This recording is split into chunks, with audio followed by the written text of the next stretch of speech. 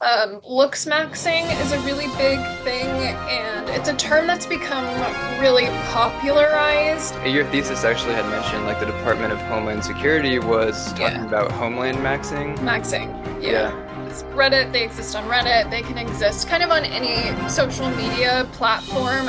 It's a group that is constantly seeking to be more masculine, and yet when it happens, they immediately start tearing down others, That is right? so limiting and so destructive to young men that it drives me up a wall. I Because get very angry about it. Hello, everyone. Welcome to Washed Up. This episode, we have a special guest, Jessica Mills, who we're going to be talking to about her recent thesis project. So, just to set it up, Jessica Mills graduated last month from New York University's Steinhardt Department of Media, Culture, and Communication. She began by studying violence against women, which evolved into the thesis Misogynist Incels and the Construction of Hierarchy Through Cryptolect, which earned Jess a distinguished MA Thesis Award. Jess is interested in researching masculinities, male supremacism, power, and networked misogyny. Her work has appeared in the San Diego Union Tribune and Gay and Lesbian Review. Also, Jess is a personal friend who worked together at the Vista with Abby and I for a number of years, including in 2023. She was an award-winning arts and culture section editor. She ran a tight ship, and I was delighted to contribute multiple articles for the arts and culture section. We referred to Jess as the mitochondria of the newspaper because she was a powerhouse and contributed 4 pages each week, or about one-third of the weekly paper. So, in other words, Jess is an icon. There's nobody better to be answering our questions about masculinity and incels and many other things going on in culture today. And speaking of, as I speak, there is a UFC cage match that's taking place on the south lawn of the White House, which is approximately 1 mile from where I'm sitting. So we'll deliver our thoughts about this and Donald Trump's 80th birthday another time. But also this past week, Elon Musk became the world's only trillionaire after SpaceX had its initial public offering. And so, for this reason, I think it's all the more timely to be having this conversation about masculinity in our culture, what it is historically, and where it's gone awry, and hopefully what we can do to make healthy masculinity mainstream. So, thank you so much, Jess, for joining us. I'm so excited to be having this conversation about your thesis. likewise, thanks for having me. That was quite the introduction, and looking forward to talk as always. Okay, so yeah, so you graduated last month, and your thesis was about incels and hierarchy and cryptolect. Do you think maybe we can define some of those terms for our audience first? Yeah, absolutely. That's a great place to start. So, masculinity, as I talked about it in my thesis, I primarily looked at masculinity, which we refer to more as like a uh, what we regard socially as kind of a biological process. So, energy, behaviors, social rituals, practices that are largely tied to cisgender heterosexual men, but masculinity can exist in anyone, in everyone. It doesn't have to necessarily be tied to a male-bodied individual. But for my thesis, I was really looking at kind of the crux of cisgender heterosexual men.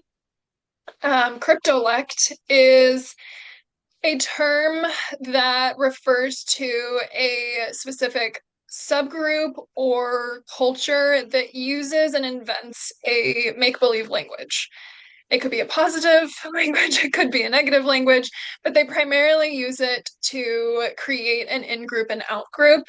So members that are part of this group, they discuss in this kind of slang that out-group members wouldn't otherwise understand what's going on. So in order to be part of the group, you have to adopt the language really quickly, or else you're not going to understand what was going on.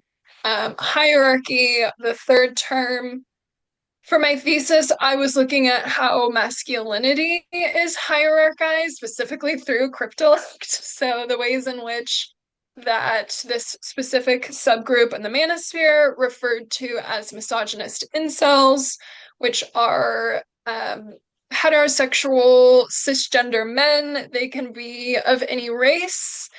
They can be globally from anywhere. They primarily exist in these online networks, and they really gather and collect around their heterosexuality and perceived inability to find and access and have women have access to heterosexual intercourse with women, romantic interests with women for a number of reasons. For them, it's typically based on physical attractiveness, their own self identified sexual attractiveness, and inability to find sex or have had previous sexual interactions. So I was Gotcha. interested in the way that masculinity gets hierarchized specifically based on physical appearance and attraction, and then, access to women as well. Right, and that makes a lot of sense. And you particularly are focused, like you said, on the rise in online spaces of Yeah. incels and these communities. And maybe because of internet access, these men are able to kind of get together and communicate in a way where, like, historically they might not have been able to. So, could you Yes. give us a little bit of a rundown of how did these communities arise? Like roughly around what time and Yeah. what sites primarily? Yeah. So they, like I mentioned, they exist globally. A lot of research pinpoints male supremacism, which, has existed for centuries and decades of eons. Any culture that's under a patriarchy is going to have a degree of male supremacist groups and beliefs and practices. But for this thesis specifically, researchers pinpoint these groups originating somewhere around the 1960s, specific to the United States, and then really developing in earnest in the 1970s alongside civil rights movements in the US, as well as first wave feminism. And they first started as men's rights groups, which were really started as this is how men can be involved in not just feminism, but just gender equality. They focused a lot on really healthful aspects in terms of like men healthfully showing emotion, how to have relationships with other people, how to have friendships with women, how to be good fathers, good role models, learning how to distance oneself from a lot of social pressures and rituals that's put on men to be the breadwinner and highly successful, entrepreneurial, etc. In the 1970s and 80s, it switched pretty dramatically when first wave feminism started coming around and women were gaining more rights than they previously had.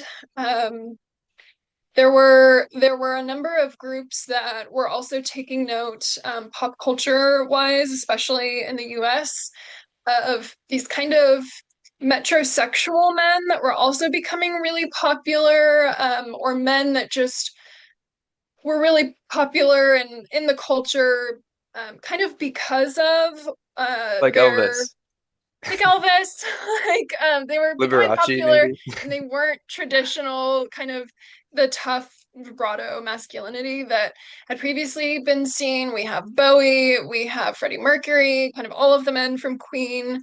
The list James can kind Dean. of go on. Yes, the list can go on. And so this kind of spurned this visceral reaction of men's rights groups wanting to swing from this kind of left-leaning, kind of liberal metrosexual masculinity to wanting to return back to this kind of traditional masculinity that everyone was more familiar with. It seemed safer.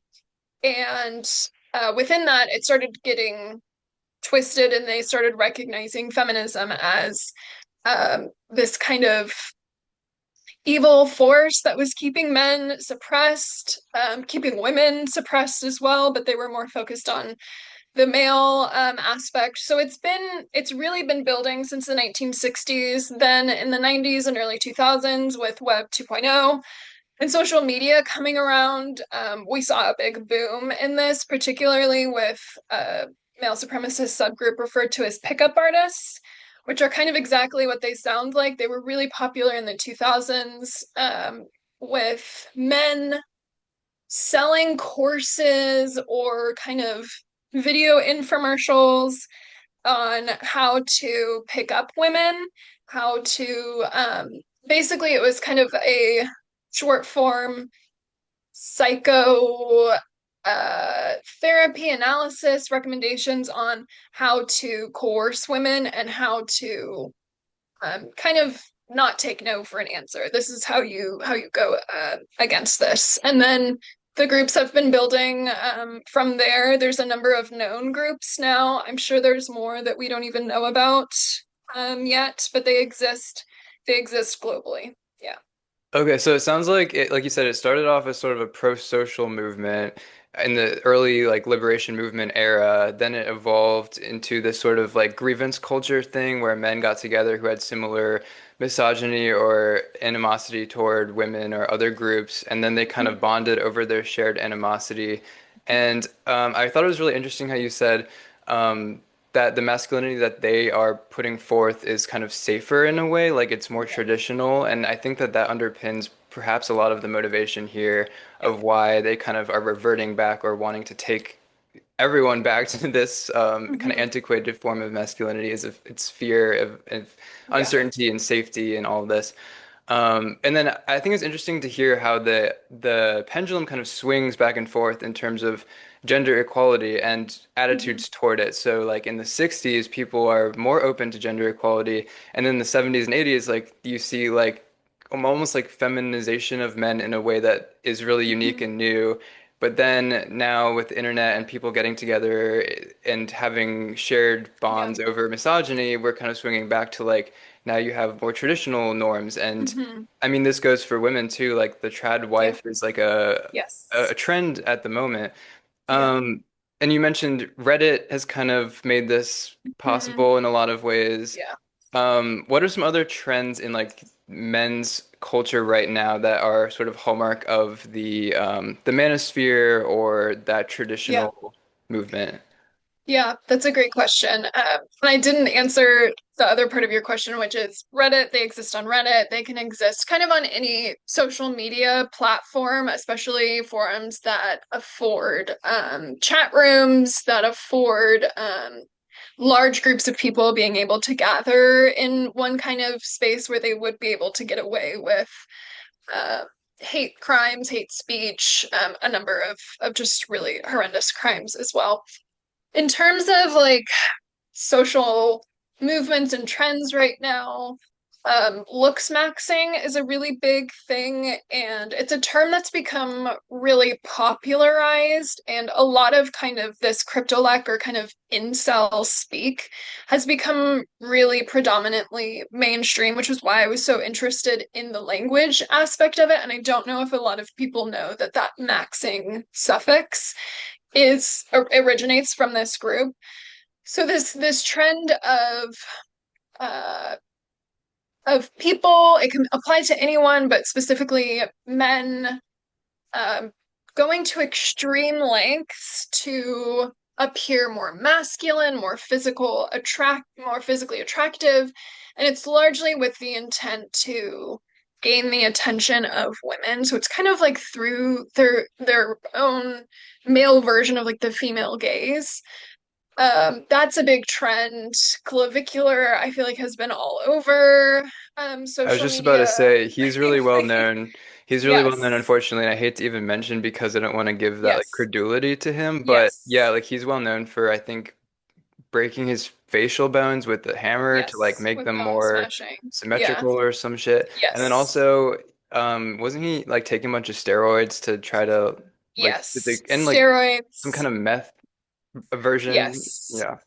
He's also been self-administering. There's videos of him self-administering Botox and other kind of um procedures that should be administered by a licensed professional. That's like a whole other topic. But he's been really big up in the kind of manosphere. There's a lot of kind of these there's another group that's called male tribalists, which kind of like what it sounds like are men that believe in gathering with other men, maybe in like a boot camp format or something that's going to allow them to Like Pete build Hegseth, their our Secretary of War. yes, Well, their physical he endurance. definitely plays into, I think, and it's unfortunate Yes, because our government is right now playing into a lot of those they tropes do. and trends. And Yes. your thesis actually had mentioned like the Department of Homeland Security was talking Yeah. about homeland maxing. Maxing. Yeah. Yeah. And just the Yeah. way that, And referring to how they were, and they also use the term lethality maxing, and it was a reference in um, they're doing their absolute most to kidnap, deport, and attack innocent civilians and individuals living in the U.S. Yeah, so it's hit the for lack of better terms, it's hit the Pentagon. yeah. So I guess some of our viewers maybe might wonder, like, why is that such a problem that the Yeah. words are going mainstream? Because I think most people can agree that the type of bashing and animosity and Hmm. misogyny that goes on in the chat rooms is a problem because that has obvious Yeah. connections to like violent extremism and acts like that against women. But if you had to kind of identify why is it so problematic that now the language, the terms Yeah. find a foothold in the culture. Hmm. Um, do you have maybe an explanation about that? Yeah, it's not the first time that a group or subgroup slang has become mainstream. We've seen this with AAVE being taken by non-Black and non-POC groups. We've seen this with queer slang being taken by non-queer groups as well. The difference with this is the misogynist incel cryptolect and the male supremacist cryptolect more broadly are really based in violence. They're very violent terms. They're based in hierarchizing gender, hierarchizing masculinity, and their cryptolect is based in this social three-tiered system whereby they place themselves kind of below anyone in our social sphere. They believe that right now in this time and place, the worst thing you could be is a man. Again, it could be globally, but it could be specific to the US as well. I'm also really concerned about it because this is a group that is very violent. They're recognized as the most violent group in the male supremacist universe right now. Most of our mass shootings, which happens every day in the United States, are advanced by these individuals. And I think that adopting their language without knowing the history of it is a really violent act on the person themselves, onto other people, onto society, especially when you don't know kind of the historical context and how these terms were categorized, how they came about. So yeah, there's just a really large, violent, and negative history there that specifically is towards violence against women. Yeah. Yeah, I was gonna say that both of us being writers, I think we kind of Hmm. understand that words have a lot of power, and so the choice of word that people use matters a lot. And so if you're unconsciously like slipping into a certain dialect that is original from, again, like a hate group or something like that, it does actually matter. It betrays something Hmm. about what someone's maybe underlying motivation might be that they may or may not Yeah. even be aware about. And yeah, just my bone to pick with the whole group of incels and all this and the manosphere in some ways is that Hmm. I think that it is targeting and plays off of a lack of power that men feel, and Hmm. it's taking advantage of them, but they might not even Yeah. realize that they're self-victimizing in a lot of ways. They might feel Yeah. powerless for any number of reasons, but rather than seeking out like professional help or therapy or Hmm. loved ones, or trying to bridge the gender gap that they perceive, instead they just stew on it and are Hmm. being, I think, exploited and manipulated by bad faith actors who benefit in some way off of them feeling powerless. Is that kind Definitely. of track with how you Yeah. understand it too? Absolutely. What a lot of people don't realize, and it's gonna sound counterintuitive, is misogynist incels specifically, and this can apply to some of the other groups as well, are recognized, at least in academic and research terms, as a vulnerable group because they, which again sounds ironic because they do commit large acts of violence, whether it's sexual, physical, verbal, stalking, vitriol, doxing, etc. But the main way that a misogynist incel kind of comes to be is they're often young in age. Maybe they're in early adolescence, early puberty. They're seeing other men, heterosexual men around them, uh, gaining the attention of women. They're starting to date. They're starting to have sex with women as well.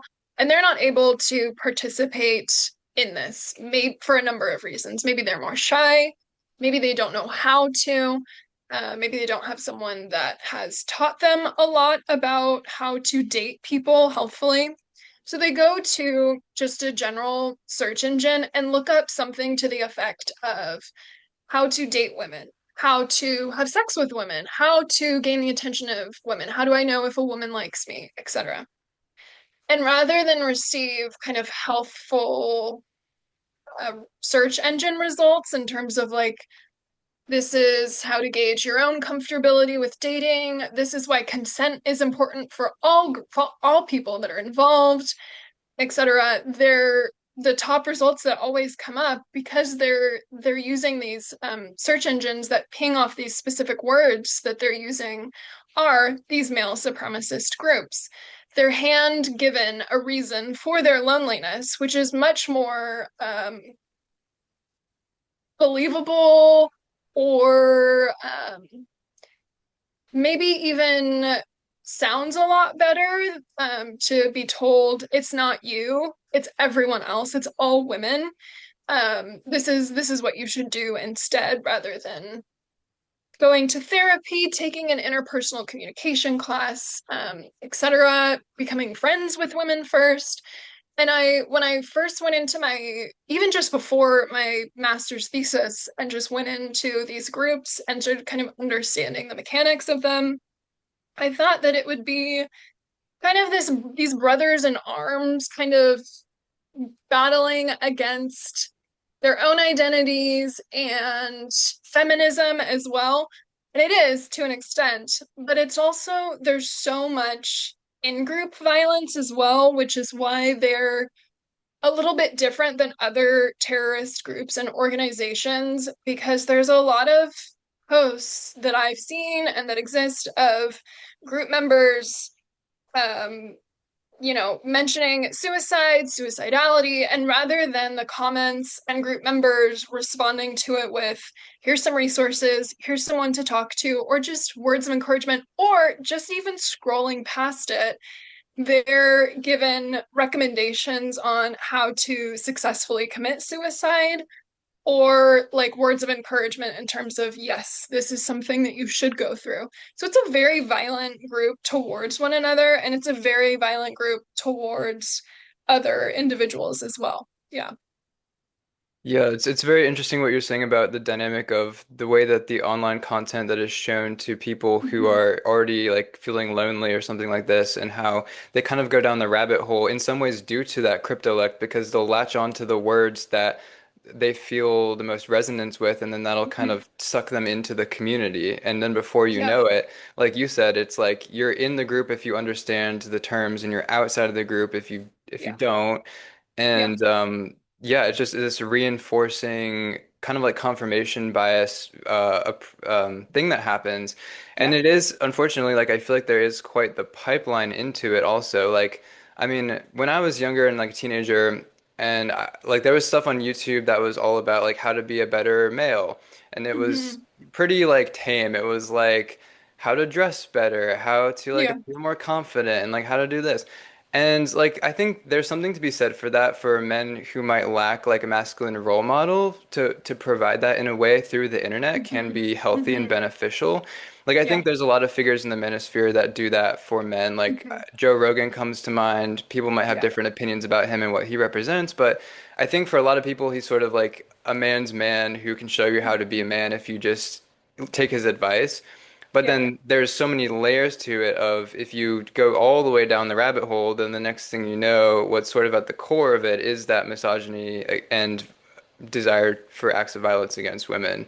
Mhm. So it's very layered, very nuanced, Yeah. but it's good that you're, picking it apart and looking at all the words.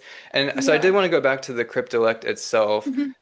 Your thesis kind of opens with this glossary of terms, which Yeah. I read through, and it was very enlightening, especially like you said, because some of the words are now more mainstream.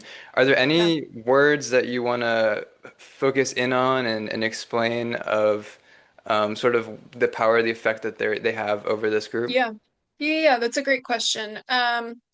Yeah, so my thesis primarily looked at, and at least for the time being when writing this, was the most interested in their masculinity, social actors, and hierarchies that exist, which they primarily refer to as beta and alpha. There's other derivatives that exist. Sigma is a big word in mainstream kind of pop culture as well. Alpha can be interchanged with Chad, which is also a popular term in mainstream pop culture, but it's really these two um, male social gendered actors who exist as a way to confirm their own biases and self identities. You have the beta, who is more or less an incel. They have a bunch of memes that they've created to kind of give a visualization to these terms. But he's a man who is involuntarily celibate, does not attract the attention of women, is typically violent. And then you have the Chad or the Alpha, who is always drawn and described as really muscular. He's always white, but he's tanner than the Beta. So there's some racial hierarchizing that's going on there as well. He is really violent and vulgar with women, but they understand that as something that women secretly want, whether they're wanting to admit that or not. And the interesting thing is that for them, Chad can kind of do no wrong. So they talk about obviously sex and sexual intercourse, and it's always discussed in a way of penetration. And to them, it doesn't really matter if consent is on the table or not. But Chad is not someone who can. Take no for an answer. It's Yeah, and it's not that Chad isn't capable of rape. It's that no woman would accuse Chad of rape because it would be such an honor to actually be there with him. The terms that they use for women, of course, are really horrifying. They like to combine a lot of terms, specifically terms that are kind of technology adjacent.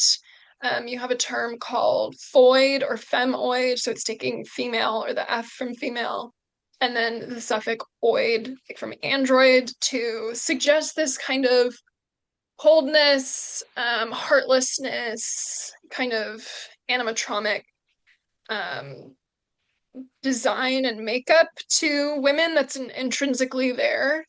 They have other social actors for women as well. So you have Becky, you have Stacey. Becky is always understood as a woman who is a feminist. She's always brunette, always white. Stacey is always white.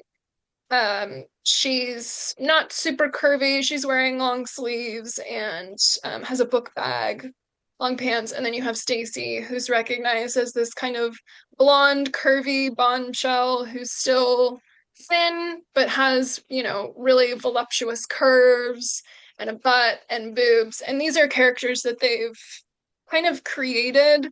And again, these are terms that come out in the kind of larger pop culture.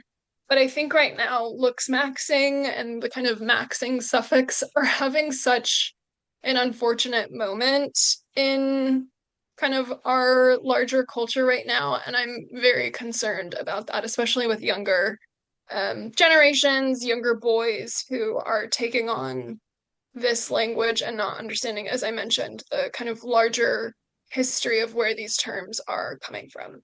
Yeah.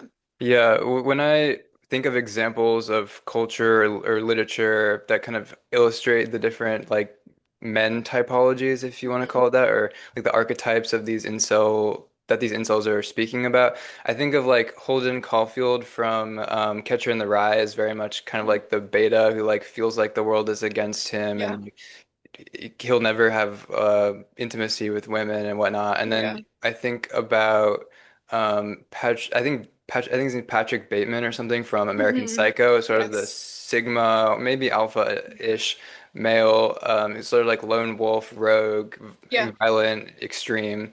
Yeah. And also like Gaston from Beauty and the Beast is another example of like a Yes. Chad of like all the women Yeah. just fawning over Absolutely. him. And like the Yeah. fact that Belle doesn't like Gaston just sends him into Hmm. a an entire rage and drives the Yeah. plot in some ways of the story, but or the Yeah. movie. But anyway, just giving some examples for people to maybe visualize them a little bit. Yeah. Yeah, there's so many media forms that we've been sold that, really play into their kind of beliefs. They love to use a lot of, especially literature, as a way to mark that, because this is written, whether it's fictional or not, this proves kind of our theories about the evils of feminism, the evils of women, and that they need to be eradicated. I think There's, there's a lot sorry, of go ahead. there's a lot of harm in this idea of like you'll be stuck as one thing forever. Yes, And yes, especially the way that they are gearing it toward teenagers, like how you are as a mhm, male as a teenager is vastly different from how you are in your early right, 20s, etc., beyond. yeah, So this idea of like, well, if you're not having intimacy with women, then you're just inherently a beta male who will never be right, anything else. That is right. so limiting and so destructive to young men that it drives me up a It wall. I is. get very angry about it, ironically. But sorry. Yes.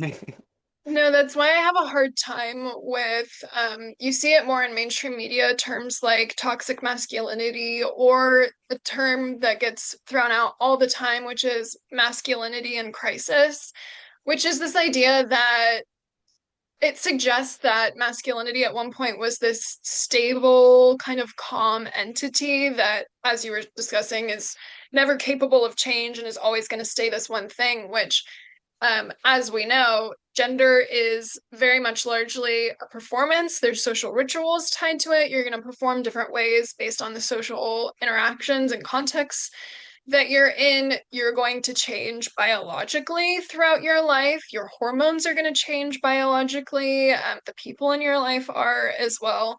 So, absolutely, this kind of idea that you're supposed to be this one thing, especially so early in life, is, of course, you're not setting yourself up for success that way. And the ironic thing is, they really believe in metamorphosis. That was a major theme that I discussed in my thesis, which comes about. They really love Kafka's The Metamorphosis and this kind of story of kind of a young, attractive man then turning into a bug. And it might even have even been a cockroach. It's been a really long time since I read this book, but then everything, falls apart.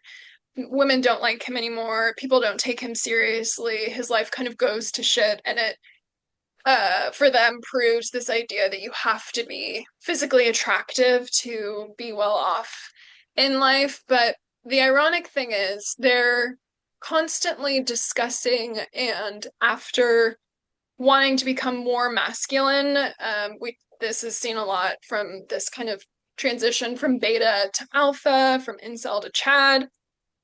But whenever, and these are all self-identified terms as well, but ironically, when a group member, say, then self identifies as a Chad, self identifies as an alpha, which you can do, you can achieve that label based on having sex with a woman or women. It's not clear as to how many women, how regular this needs to occur, through acts of mass violence, through violence against women. This is the process in which you can become more masculine. Once that happens, you're kicked out of the group and you're then threatened and um, said that you're going to be included in the mass acts of violence that they regularly include. So it's a group that is constantly seeking to be more. masculine, and yet when it happens, they immediately start tearing down others as well for having now self-identified with this other term. Yeah. It's a kind of self-hatred that is really hard to connect with, Yeah. I think, for your everyday person because it is so self-limiting and self-reinforcing and unnecessary that Yeah. it's extremely difficult. But like you said, it's all being socially imposed and negotiated among their own Yeah. in-group. And it just harkens back to like I think there is a human desire or need to feel like you are part of something or belong to Yeah. something. But then in this case, like that feeling a part of something is their own undoing in so many Mhm. ways. And I think that that's the case of all these different terrorist supremacist groups is Yeah. like they they're formed around some immutable or self-identified characteristic, but then Hmm. in establishing themselves around that, they are their own undoing in a lot of ways. Yeah. Okay, so picking it back up here, we're gonna pivot and we're gonna talk a little bit more about healthy masculinity and what does that Mhm. look like and how can we promote more of that in our society and culture. All the varieties and the self-identifications that we've identified here are sort of self-limiting in a lot of ways and harmful Mhm. to women and derived from animosity toward women. So, what's an example or a more beneficial form of masculinity that you would like to put forth?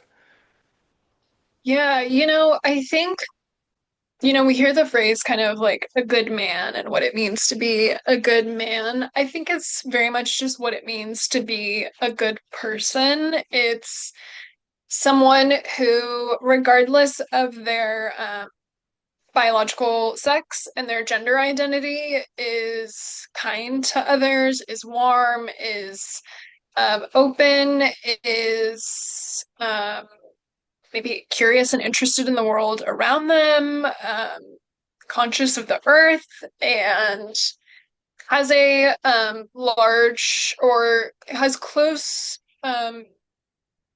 relationships with people, with maybe they're involved in a community of some sorts. But I think, what makes a good man is really what makes a good person. Yeah. Yeah, totally. And it doesn't have to be necessarily restricted, like you said, to Mhm. biological gender. When Yeah. when I think of masculinity in a positive variety, I think of someone who's very creative and generative. Hmm.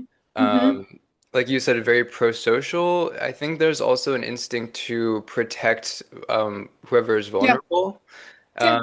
And I think about like taking responsibility and ownership, but not ownership Yeah. in the possession way, but ownership in the like accountability. And um, I see this as my responsibility. Yeah. How can I take on more and more like positive ownership for Hmm. the people in my life and the community Yeah. that I belong to? And like you said, community can be formed around, like we've been talking about, very negative Hmm. self perceptions in a lot of ways.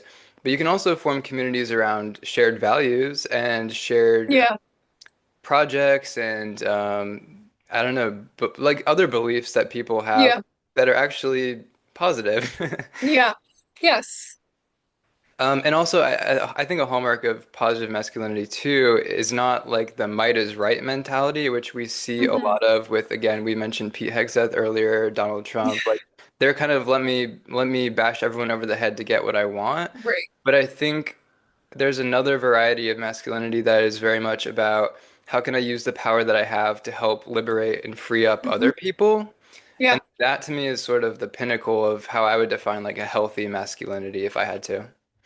Yeah, I agree. I agree with that as well. I think it is when I think about like, a good guy, for lack of better terms, it's kind of like the person that you want your heterosexual best friend to date. You want this to be a guy, especially from like a female perspective. You want this to be a guy who is deeply in love with her, who is highly invested in their relationship, the relationship that she has with her family, with her community. It's someone who takes care of her and also allows other people to take care of him too. Like it has to be a give and take, but it's really just someone who is safe to be around, and that's a really broad term that could mean like safety in terms of physically. It could be safety in terms of you and I have different views, but I'm still able to be here and express them and not have my own identity attacked or other people's identity attacked as well. Yeah, I think that's kind of what comes to mind when I think of like good or maybe even like healthful masculinity is kind of a better term. Yeah. Do you have any maybe perhaps examples? I'm thinking of a couple right now just to Yeah. kind of help people like have an image in their head of this positive, healthy masculinity.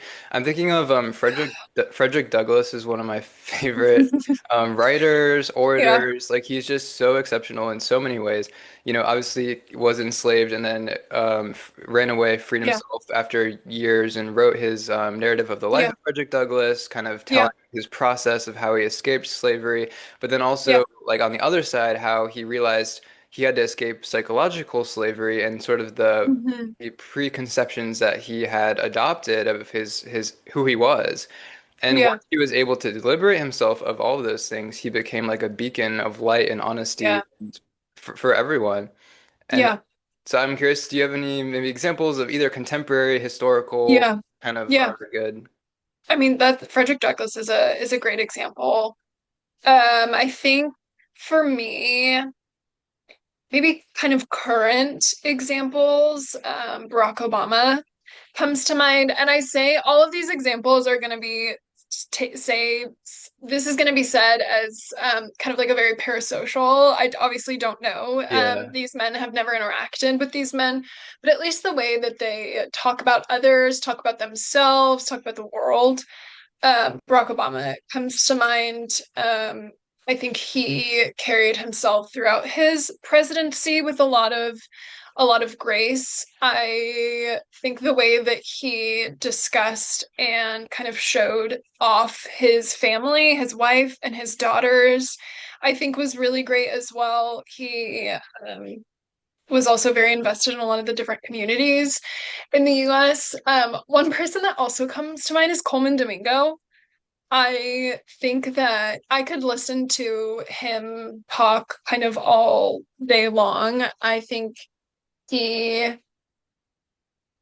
there's some people when you listen to them talk, there's like kind of an energy that pours out of him, and he's one of those people. I like listening to him talk with other queer people. I like listening to him talk with other women, with other men.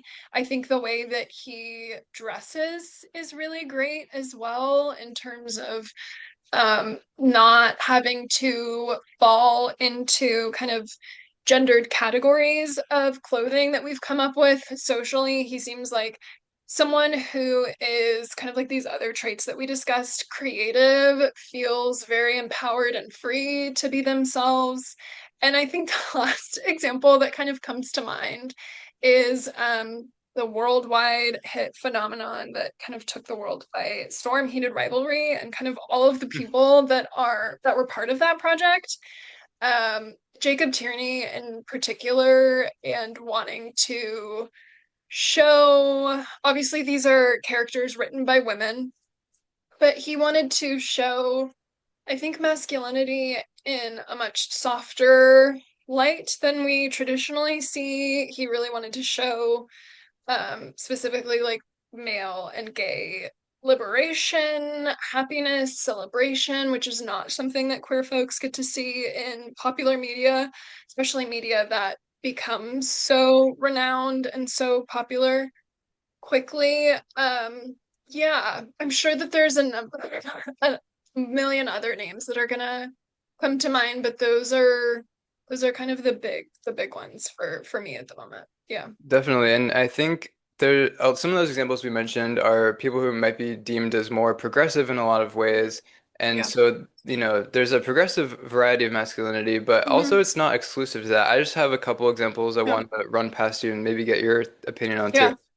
I remember back in the 2010s, late 2010s, like Jordan Peterson was really popular and prominent online, and I think he drew a lot of men in, and people accused him of being sort of a gateway to the manosphere of, or like he Hmm. would maybe perpetuate certain norms or traditions that people saw as restrictive.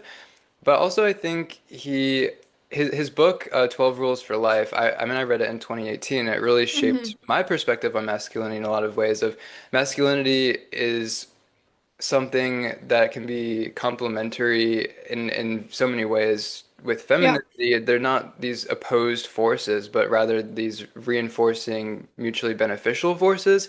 And he kind of pulls on like Taoism and other religious Hmm. traditions to exemplify Hmm. that. But Peterson himself, in his 12 Rules for Life, he identifies things like make your bed or don't criticize the world until you've put your own life in order. And I found Yeah. that like that kind of advice from sort of a like grandfatherly figure was really Hmm. healthy for a lot of men who might Yeah. otherwise fall victim to these other more violent extreme forms of masculine Yeah. community. So I don't know. I don't know if you have much experience with Peterson or other sort of. I also think of like Rogan, Joe Rogan, who's very popular among, again, that kind of target demographic that we've been talking Hmm. about, and is known to be on the maybe periphery of the manosphere. But Yeah. I find the way that he's willing to openly talk with almost anyone about almost anything, and like the honesty of it, and the um, respect that he usually exhibits in discourse. Yeah. I don't know if you have any thoughts about them.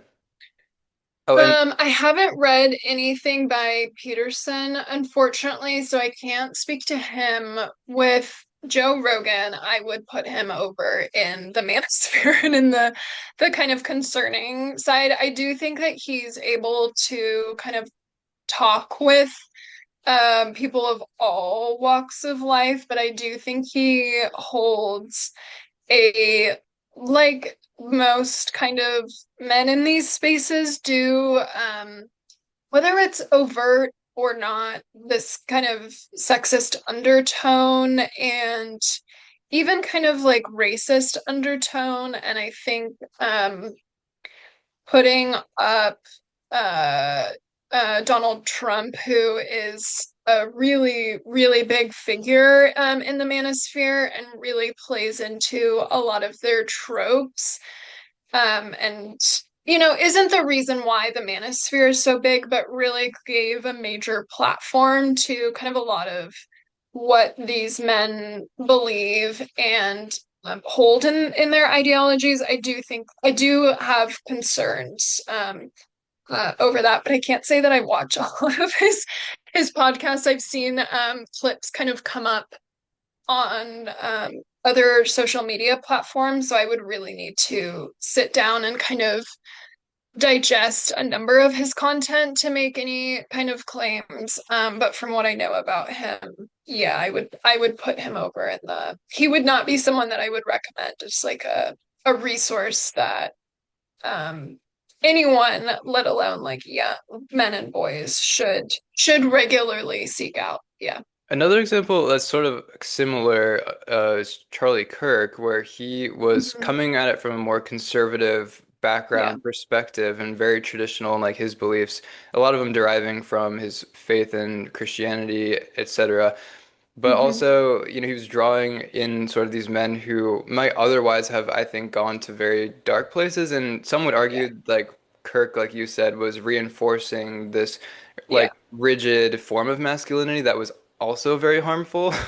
Yeah. I could see that argument for sure. But like even when Kirk was assassinated, it made me sad because I worried about all of the disaffected young men who might have gone to him. Where are they going to go Yeah. instead? And unfortunately, like I could see people like being disaffected, turning Yeah. toward those, you know, going farther down the rabbit hole than they might have Mhm. otherwise. Yeah, I found the day that he was murdered, I was actually at a talk held by NYU for a book called Man Up, and it was all about the rise of violent extremism by Cynthia Miller Idris, who is a sociologist and researcher actually at American University. And it was a little bit ironic that I was going to this event that was all about the uptick in rise of violent extremism. And I was immediately, as I am with every mass shooting in the US, so deeply concerned, but I was worried about the kickback of what this was going to do because I know how these groups function and um, I was worried about this kind of triggering other kind of uprisings as well. Yeah, Charlie Kirk has become such a martyr, which a lot of these individuals in the groups often do. But he definitely exuded a lot of the ideologies that these groups believe, between him being, transphobic, homophobic, racist, so deeply misogynistic. And I also thought it was always so strange. There was this kind of infantilization that he played into, where he would only go talk to people at colleges, and a lot of them being like teenagers to early 20s, and talk about, like I've talked about, this kind of grooming that young men go under, but it's also young women that are hearing this really violent discourse that universities are allowing and kind of normalizing to be put onto their campuses. So yeah, there's a number of public figures who, whether or not they self-identify or kind of put themselves into the manosphere, speak to a lot of their ideologies and kind of core beliefs on how they view gender, how they view men, how they view women, how they view race, queerness, kind of etc. Yeah. Yeah, gotcha. Yeah. For me, like a good litmus test of a healthy person, male, female, is like the ability to hold conflicting ideas in tension without resorting to like this sort of Hmm. reactive violence is really, Yeah. and also a lot of that is allowing people to speak freely about what they believe Mm. and not Yeah. um not having this like culture, I think, of like self-censorship um, or censorship by someone in power over people who they perceive as like lesser than.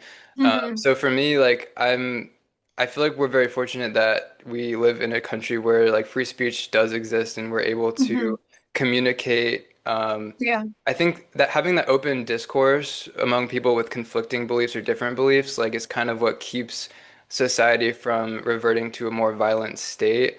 I think Hmm. it was Freud who said that society or civilization was formed the first time that someone hurled an insult instead of a stone. And that again kind of speaks to this idea of um, engaging in discourse is a very healthy way of working out our Yeah. conflicts that we might have with others. And Yeah. so I wanted to know, maybe we could talk about like some other solutions for these people who Hmm. find themselves like trapped in an Yeah. ideology or trapped in a community based in violence. How do you kind of pull them out of it, or Yeah. if someone is in it already, what do you recommend? Like a lot of things, it does have to be something that comes internally. It has to be something that they are interested in hearing, listening to. I mean, like, talk about kind of being open to kind of all discourses. Any kind of extremist group and group member often is not kind of open to anything outside of their own, not even free speech, but just hate speech of what they're identifying with. So there needs to be kind of an openness, and there have been a number of individuals. There's a lot of research that has come forward with previous, specifically misogynist incels who are now outside of the group and have gone through this kind of deconstruction process. There's a number of really great resources. The Institute for Research on Male Supremacism is really great. There's a an initiative, a group called Men Engage that is also really great and really helpful and really works on how men can be engaged in society and community and kind of finding their own paths within feminism, within kind of our current civil rights justice, with gay rights as well, how those paths can be forged. Yeah, I do think it's like kind of any extremist group, it can be really difficult to get out of. I think as far as like recommendations as to how to stop this from happening so quickly, I think, ironically, feminism is what's going to be really helpful for these groups because feminism really kind of at its core should be taught in all, I think, global schools and education. I think any kind of gender course should be a requirement. I think there needs to be media literacy courses as well. There needs to be holistic sex education that's provided in schools that teach about all different kinds of sex that you can have outside of heterosexual penetrative intercourse that's done with the sole purpose of conception and pregnancy. I think that we hear this term kind of the male loneliness epidemic gets thrown around a lot. I think that there needs to be I think that men that are in these groups need to start turning towards their friends. I think that I think men are not as a whole kind of socialized as to know how to engage and have actual kind of deep intimacy with other people. I think that Like emotional vulnerability. emotional Yeah. vulnerability in a non kind of romantic like there's it's just it's just two humans. I think that that needs to become something that is practiced kind of in all genders. I think kind of platonic relationships between men and women is really important, but a lot of the time the burden of kind of teaching often falls on the cisgender woman or individual to kind of teach them how to treat them and other individuals. So yeah, I think it needs to come internally, and I think that there's a lot of unlearning that needs to happen that a lot of women, queer people, and racial groups have had to go through as well, just in the same. Yeah. Right. I totally agree with everything Mhm. you just said. And adding on a little bit about the friendship between men and I think how they can better resource one another. I think unfortunately there's this dynamic oftentimes with male friendship where it's sort of rooted in this sense of competition and Yes. unfortunately, that doesn't invite a lot of emotional vulnerability Mhm. because if you share something vulnerable, it's like, well, what if that gets used against me somehow? And Yeah. surely that applies to female friendships also. But I think for some reason I've found at least like it's very that's amplified between men. Yeah. And then like you said, there is that dynamic of the social norm being that men are not emotional. Mhm. Anytime that you engage in that, you're sort of like crossing a line or breaking Yeah. a taboo. And Yeah. it is seen as sort of like effeminate, which the fact that we label that as something less Yeah. than, again, is another implicit bias that Yeah. people have. Yeah. So that's just all like going on anytime there's two men in a friendship, I think. Yeah. But I also wanted to add on, in addition to again the open dialogue, the engaging with people who are different from you. I think Mhm. that talk therapy is wonderful because Mhm. it's all about identifying those limiting beliefs that people have that Yeah. they're not aware of. Because a lot of times when people are taking action, it's being informed by their beliefs. but they're not even connecting the dots between I believe X, therefore I'm acting in Y way. Yeah. But if you can connect those dots for people, it can be life-changing because it opens up the Hmm. space for them to make different decisions rather than acting off of like reactivity or instinct.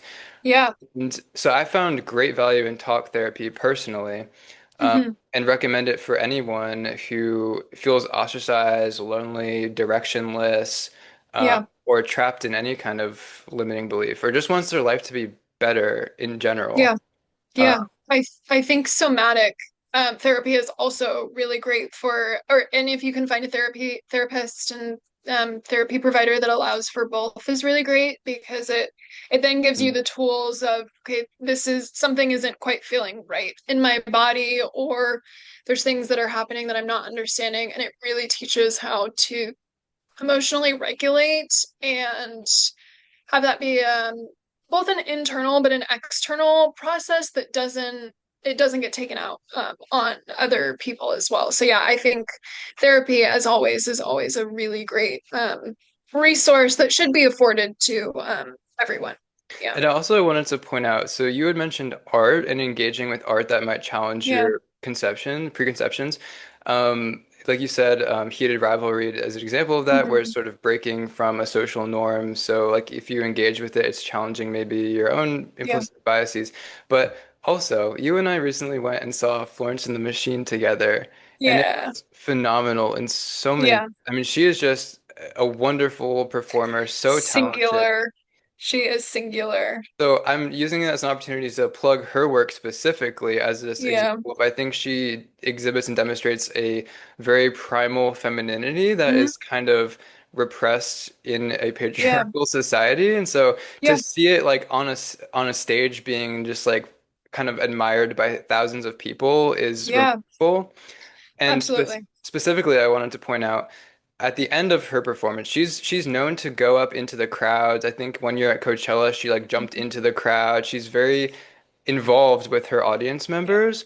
And she went around singing this song called Sympathy Magic. And there's a line at the end where she says, give me everything you got. What else? What else? What else? I can take it. Give me everything you got. And she just went Mhm. down the line like making contact with all of her different fans, Yeah.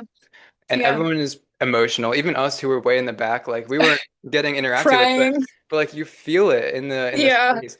And there was a male bodyguard who was following behind her, keeping her safe in case anyone does try to do something. But all of her fans are very Yeah. respectful and understand Yeah. like what she's doing.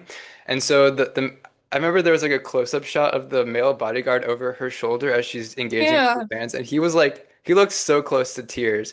And I Yeah. remember thinking to myself, like, this is what our culture needs. Like, we have this Yeah. idea of this like rugged masculine ideal that is Yeah. so enforced, but if we could give it that exposure to this like this primal, like very pro human connection and vulnerability, feminine, Yeah. it would do so much. And so that's why I love Yeah. Florence in so many ways. Yeah. Yeah. I think any kind of media, art form, social experience, people, anything that allows people to just exist, I think is such a gift. It should be a given, but it's not in our kind of social world at the moment. The last thing that comes to mind too, there was a image that just went viral with ASAP Rocky. He was performing, and he's very well known for his streetwear and is very well known for kind of his masculine streetwear. He really likes baggy clothes, baggy pants, sweatshirts. Um, and his pants were low ridden, and you could see what appeared to be like a G string, which is a type of underwear that female bodied individuals more so wear. It's like a really skimpy version of a thong.